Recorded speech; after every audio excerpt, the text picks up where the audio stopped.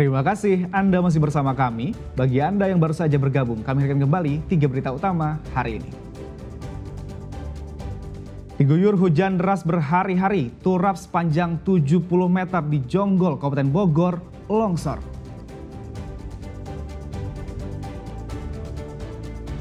Jadi langganan banjir, ribuan rumah di Dayakolot terendam banjir setinggi 1 meter.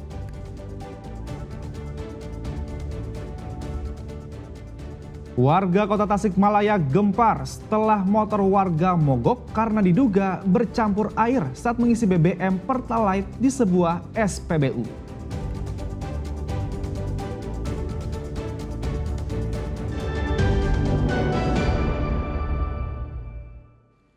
Ribuan rumah di Kabupaten Bandung kembali terendam banjir dengan ketinggian hampir 1 meter. Curah hujan tinggi membuat air Sungai Citarum meluap.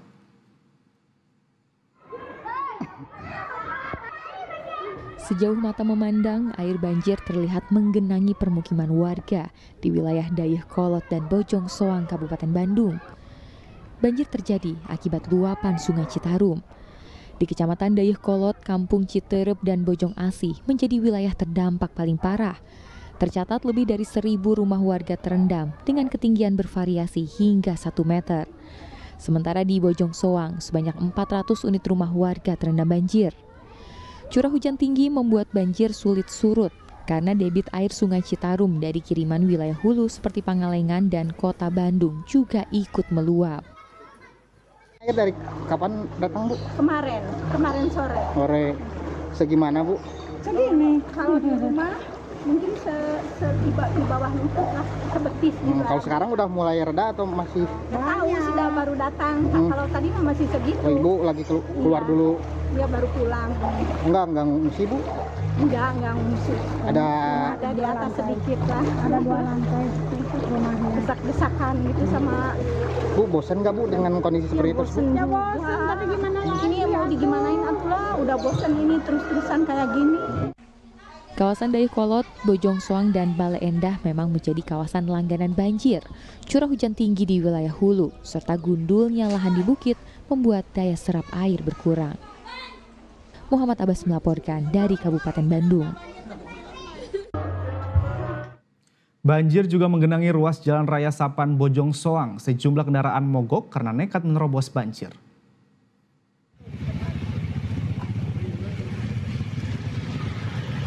Sejumlah pengendara sepeda motor ini terpaksa harus mendorong kendaraannya di ruas Jalan Raya Sapan Bojong Soang, Kabupaten Bandung. Pasalnya kendaraan mereka mogok saat nekat menerobos banjir setinggi 40 meter yang menggenangi ruas jalan ini. Jalan Raya Sapan merupakan akses penghubung utama dari arah Majalaya menuju Kota Bandung maupun sebaliknya. Selain Jalan Raya Sapan, genangan air yang cukup tinggi juga merendam ruas Jalan Dayakolot Bale Endah. Kendaraan harus memutar jauh ke arah Kopo maupun Bojong Soang.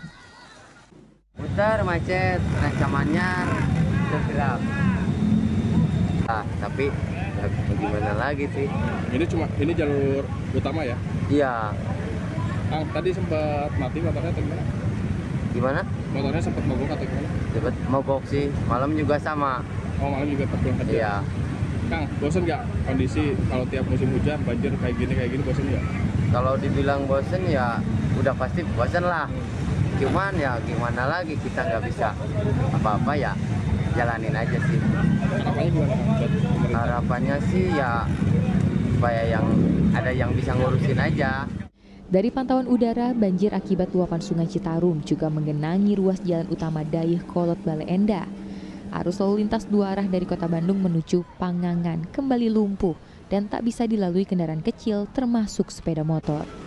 Pasalnya ketinggian air mencapai 50 cm sehingga menghambat arus lalu lintas. Antrean kendaraan sejauh 2 km terjadi di Jalan Bojong Soang, kemudian Rancamannya hingga daerah lain yang berbatasan dengan penyangga Kota Bandung. Muhammad Abbas melaporkan dari Kabupaten Bandung.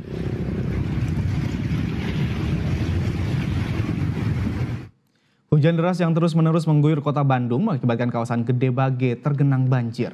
Air dengan ketinggian lebih dari 50 cm juga menggenangi kantor uji kelaikan kendaraan Dinas Perhubungan Kota Bandung. Banjir menutup permukaan ruas Jalan Gede Bage Kota Bandung Senin siang. Tak hanya ruas jalan, banjir juga mengenangi kantor uji kelayakan kendaraan Dinas Perhubungan Kota Bandung. Banjir dengan ketinggian lebih dari 50 cm menggenangi kantor hingga sejumlah armada bus yang terparkir di area parkir depan kantor. Akibatnya, aktivitas uji kelayakan kendaraan bermotor di kantor Dinas Perhubungan pun lumpuh dan harus dihentikan sementara.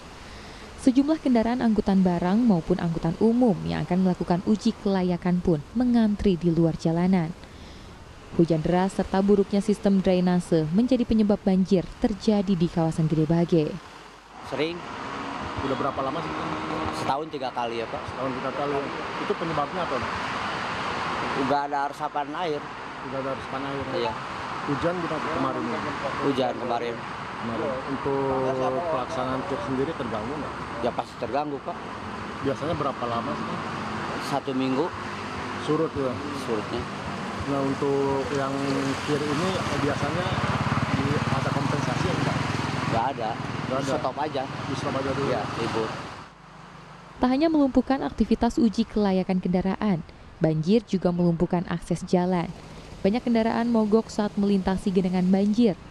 Warga berharap pemerintah segera menanggulangi masalah banjir yang kerap terjadi, khususnya di Gede Bage. Muhammad Rizal melaporkan dari Kota Bandung. Petugas unit laka lantas Polres Cianjur masih melakukan penyelidikan terkait mobil tangki BBM yang terguling dan menyebabkan kebakaran. Sementara pihak Pertamina berjanji akan bertanggung jawab. Bangunan pos polisi yang sempat terbakar hebat sudah dipasangi garis polisi. Upaya penyelidikan juga terus dilakukan polisi dengan memeriksa lokasi kecelakaan truk tangki Pertamina yang terguling dan terbakar di Jalan Perintis Kemerdekaan Desa Sirnagalih, Kecamatan Cilaku, Cianjur. Kecelakaan ini menyebabkan beberapa bangunan ludes terbakar, di antaranya pos polisi, ruko dan rumah, termasuk sejumlah kendaraan yang terparkir.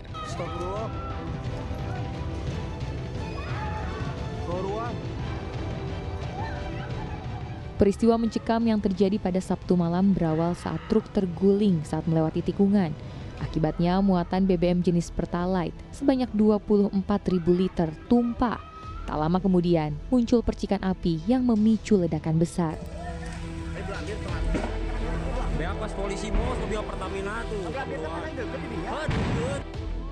Hasil pemeriksaan sementara, kecelakaan diduga akibat sopir truk tak mampu mengendalikan kendaraannya saat melintasi tikungan.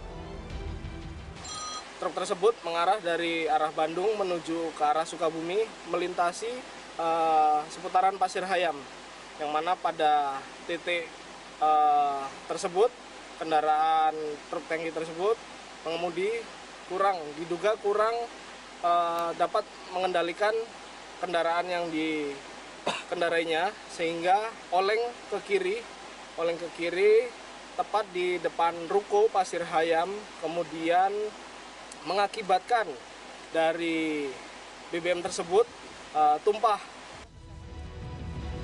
Sementara itu pihak Pertamina berjanji untuk bertanggung jawab atas kejadian kecelakaan tersebut.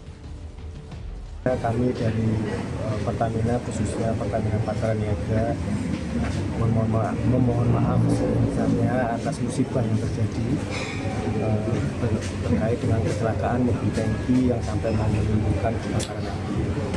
Kedua, tentunya insya Allah kami akan tetap selesaikan. Tadi kami sudah berkoordinasi dengan Pak Sekda bagaimana nanti sinerginya untuk pendataan sehingga mendapatkan data yang benar-benar valid nanti untuk melakukan proses dampak yang terkait dengan harta benda bagaimana kami lakukan oleh Pak Sekda. Berdasarkan data terakhir sebanyak 2 orang mengalami luka-luka, yakni sopir truk dan pengendara sepeda motor. Kedua korban saat ini sudah mendapatkan perawatan intensif di RSUD Cianjur. Sementara total kerugian akibat kecelakaan ini diperkirakan mencapai miliaran rupiah. Rendra Gusali melaporkan dari Cianjur.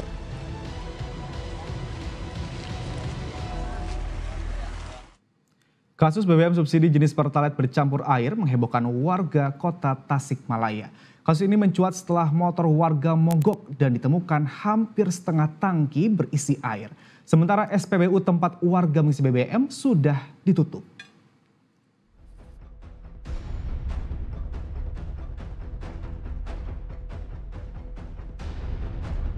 Bensin jenis Pertalite bercampur air pertama kali ditemukan pemilik bengkel saat memperbaiki motor warga yang mogok di kota Tasikmalaya. Bahkan dari video amatir terlihat perbandingan Pertalite dan air lebih banyak airnya. Temuan ini beredar luas di media sosial. Menurut pemilik bengkel, motor ini dibawa pemiliknya ke bengkel karena mogok usai mengisi Pertalite di SPBU di daerah Sambong Jaya, kota Tasikmalaya. Meski demikian, motor bisa dinyalakan lagi setelah isi tangki dikuras. Setelah isi bensin di pom yang di sana ada kandungan air di dalam bensinnya. Berapa banyak Kang kira-kira? Perbandingannya banyak. Hampir setengahnya Ya, Kang?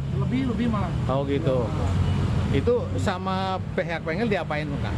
Yang ada di sini diapain? Kalau sama kita dikuras, sama kalkulatornya dibersihin kembali. Iya. Diservis. Terus bisa jalan lagi? Bisa jalan. Sejauh ini pihak SPBU Sambong Jaya belum memberikan keterangan resmi. Saat ini SPBU tempat pemilik motor mengisi Pertalite ini sudah ditutup dan tidak lagi menjual BBM jenis Pertalite. Eko Setiabudi melaporkan dari kota Tasikmalaya.